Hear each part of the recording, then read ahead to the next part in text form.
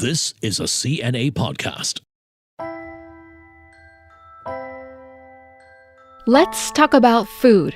Singaporeans like me love our food, but if you've ever tried growing your own food, you know it's not as easy as it looks. I'm Julie Yu, and you're listening to the Climate Conversations. This week, we are going to dive into the topic of urban farming. What exactly is it? In a land-scarce country like Singapore, can you live in a tiny apartment and still grow your own food? Joining me is Bjorn Loh. His organization's Edible Garden City has created pop-up farms all over the city, teaching communities how to produce their own food. Bjorn, welcome to the Climate Conversations.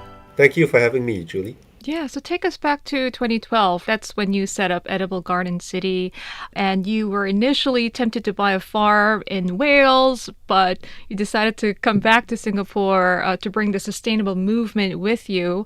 Why Singapore? Is it because, as they say, there's no place like home? I think when I was in Wales, my body was there, my physical presence was there, but my mind was always in Singapore, just distilling down what I have experienced and how I could adapt some of what I've seen and learned back into Singapore. Every other day I will talk to my wife, because in the countryside there's not a lot to do, so we talk a lot, and it's like, I need to go back and do this. I want to do it like that. Remember this farm that we went to? We've seen this. Perhaps we could do it like that. And she was at one point saying that, okay, let's just go back. Now, I just needed to share that experience that I'm actually really privileged to have had, and see if we could translate some of these learnings back into Singapore and to perhaps start a movement on sustainable agriculture as well. It's a city as dense as Singapore. It must have been quite challenging to find places to, grow vegetables, edible flora. What are some of the barriers in implementing sustainable farming in Singapore? The idea that I had when I came back to Singapore was to be a farmer. I just wanted to grow produce and maybe sell it on to the restaurants or the community. So the first place I looked was to go into the countryside, which a lot of people say, is there a countryside in Singapore? But the Kranji Countryside Association, there are many farms located northwest of Singapore. So I started looking from there, only to realize that actually the accessibility to land was quite hard to come by. It's not like I could rent a 1 acre plot and start a market garden. You needed a lot of funds to actually secure some of these plots of land. So the barrier of entry into agriculture was really high.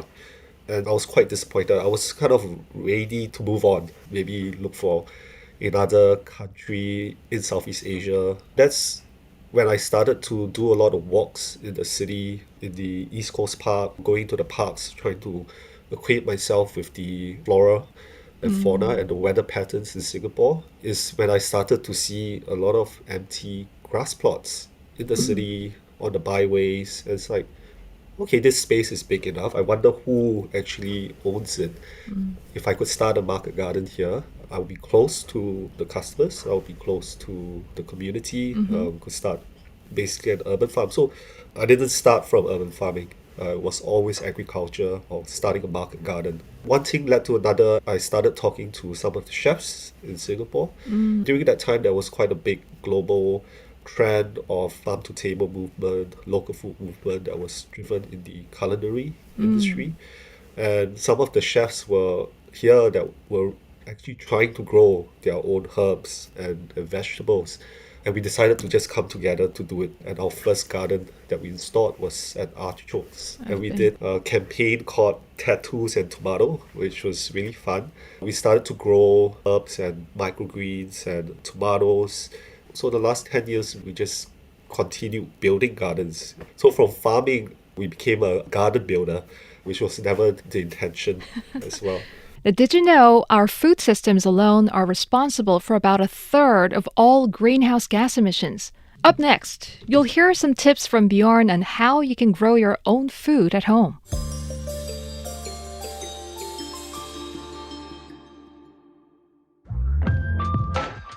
Hi, my name is Sarah Alcalde, and I'm the host of a new podcast called Money Talks. Yes, we will be talking about money, but more than that, we'll also be talking about life, personal choices, lucky breaks, and how money is the thread running through it all. So look out for our episodes wherever you get your podcasts.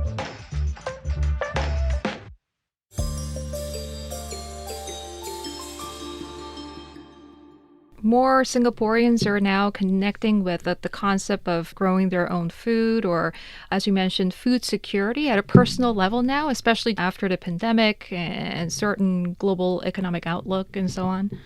Yeah, definitely. We've seen a surge of interest. I think collaboratively with the government driving policies and initiatives like the 30 by 30 goals that SFA has put in, and also National Parks Board giving out free seeds for people to grow food at home. During COVID, that was really well received.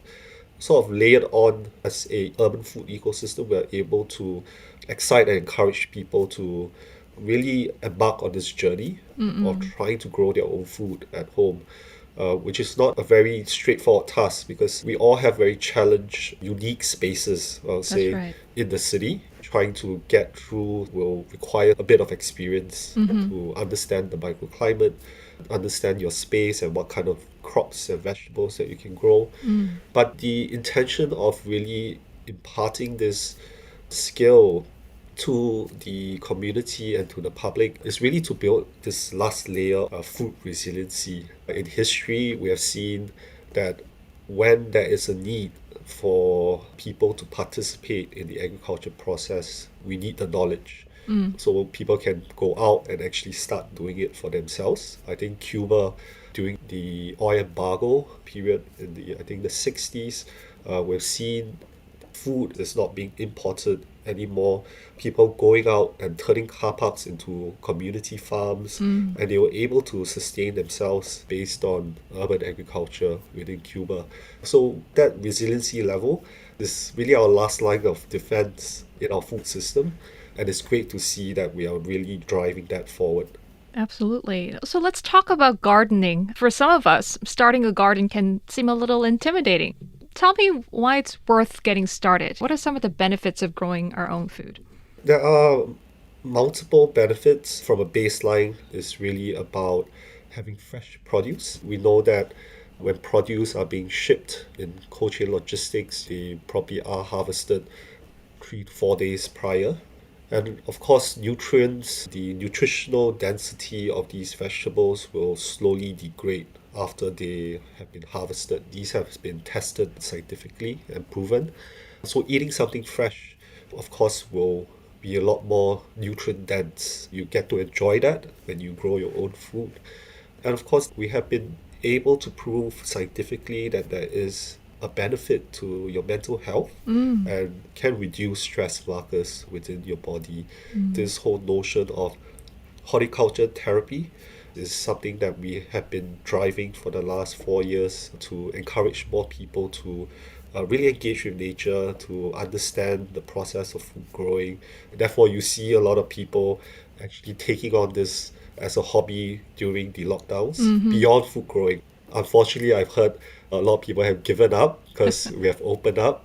I hope that has planted a seed in their mind to really think back and to continue that journey with nature. I must admit, I did pick up home gardening during the circuit breaker period when most of us were hunkered down at home. And after a series of trials and error and killing many, many poor plants, we've managed to grow lettuce, tomatoes, ladyfingers, cucumbers, and it certainly was a journey of discovery and achievement. I wonder, for those of us who really want to get their hands dirty now, let's talk about what they can do to get started on their own farming journey. How much light, how much space is actually necessary in a typical home to edible edible plants? Well, it really depends on what outcome you hope to achieve with your garden. Is no point growing things that you will not eat or you don't like to eat. So start with that. Okay, these are the things I like, and then start to crops or plants and growing conditions. We have to really look into the fact that a lot of information available for plant and plant species online that you can find are very skewed towards temperate growing climates and are not very specific to the tropical climate that we are in. If you are growing a rosemary, for example, in Singapore, the treatment to the rosemary plant, the type of pot that you use, the type of soil that you use, has to be tweaked according to then the plant and where you place them within your balcony or void deck or in the garden itself has to be thought about. Every home has a very unique microclimate. You might have buildings blocking you and which cuts off the sunlight, so the home might be considered a low light space. So you need to then search for plants that can thrive in low light conditions. So for example, the pandan, the ginger, they can tolerate a bit more shade. I wouldn't say they like shade, but they can tolerate a bit more shade. So if you kind of imagine in a forest canopy, you just try and find edible plants that like to sort of conquer these sort of lower levels. And these are probably plants that will work in a very shaded environment. Most fruiting plants like chilies and tomatoes and eggplants, or they need quite a lot of light. And a lot all of day. water too. A lot of water too, and things like basil, mint, they love lots of water and they love a lot of fertility as well. So those are some considerations. Of course, there are many ways to grow plants, hydroponics with aquaponic systems, but we love to grow stuff in soil because it is what nature intended many ways. This is my opinion that soil grown vegetables taste a lot better. But taste is such a subjective thing. True. What tastes good to me may not taste good to you. I think the process of nurturing the soil or cultivating the soil and building up the fertility of the soil over time is a very rewarding process as well. So you see changes in the different cycles that you go through with the plants and the crops. So growing with soil is something I love to advocate, but it is then also challenging as well in Singapore to find a very good quality soil mix because it sort of differs from brand to brand.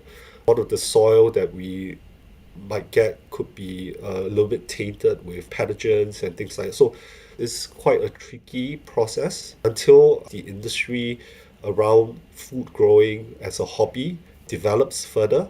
Is when we get better quality products coming out from the industry. Can we grow enough to replace a significant portion of our diets? Is that possible? It is possible, but it is a lot of work and a lot of planning. Again, it is down to a point of calculating how much time is actually needed to plan correctly. Because for small spaces, if you're able to grow sprouts, for example, or grow microgreens, for example, and you have a good cycle going, so you're always planting, you're harvesting, you can actually amass quite a bit of greens from that process.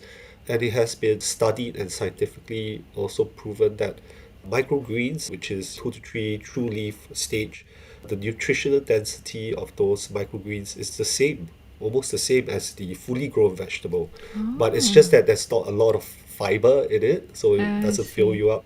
So there are ways to kind of get a lot more from smaller spaces, but it requires a lot more dedication and work and time and planning, which I think as urbanites, sometimes we just don't have the luxury of that. Top 3 tips or gardening hacks for new gardeners, what would you say? Lots of people love to grow rosemary, for example, because it's such a useful plant, especially for cooking.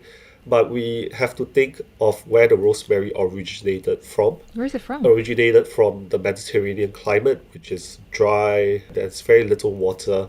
And so we need to sort of replicate that kind of condition.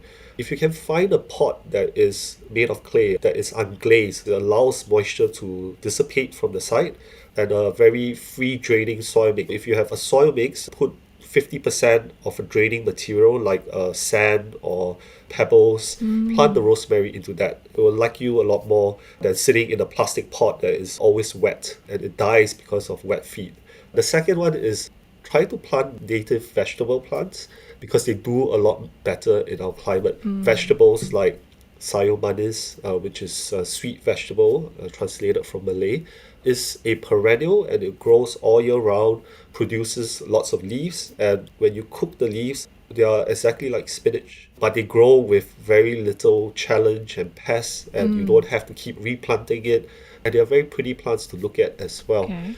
The last tip is always look at your garden as a think in the circular economy way. The waste that you are generating from your kitchen, your vegetable peelings, all these can be composted and returned back to your garden. Compost, homemade compost is actually the best material to add in as a fertilizer because it's not only full of nutrients but full of microbes. So microbial life is really rich, and adding that in to feed your plants and will in turn feed you. So closing that loop, I think thinking in a circular economy way for every garden is a good principle to have. Bjorn, thank you so much for that tip. Thank you so much. Let's talk about food resilience and sustainability because this really concerns a lot of us here in Singapore, a country which imports almost 90% of its food. And 2019, Singapore announced an ambitious 30 by 30 plan. Do you think it's a realistic goal? We got 8 years left. It is a good goal. I can't comment if it's realistic or not, but I think setting a goal and having to work backwards to find how we can actually achieve that is a good point to start. But I think it's definitely possible if we can look broader in how we measure food production in Singapore. One of the things that we might be missing in how we assess this situation is that we have so many green landscape spaces in Singapore. And these landscape spaces are planted mainly with ornamental plants or trees. That actually is a big opportunity for us to think about how we can actually use those spaces to store nutrition. So if we think about plants like cassava, sweet potato, tapioca, they're all really beautiful tropical food plants that are carbohydrate rich. Perhaps these can then be planted along those trees to X amount of carbohydrates in the soil.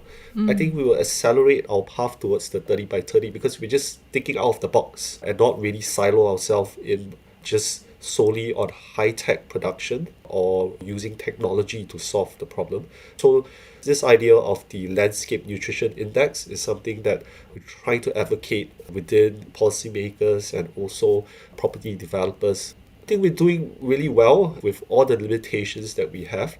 There is still so many areas that we need to work on. So seed sustainability, fertility sustainability, because all these kind of contributes into the food production space.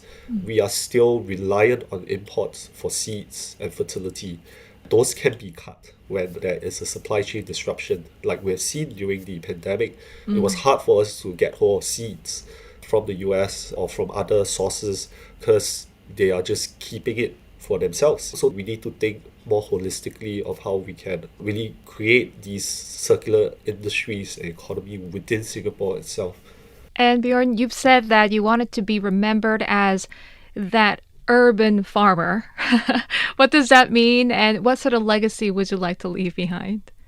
I think my work is pretty much done. I've actually reached my goal many years ago already. When we started the space at Queenstown, we were able to help the policymakers really decide how could they use transitionary state land for urban agriculture. With the then launch of Sprout Hub, I think we have achieved quite a lot.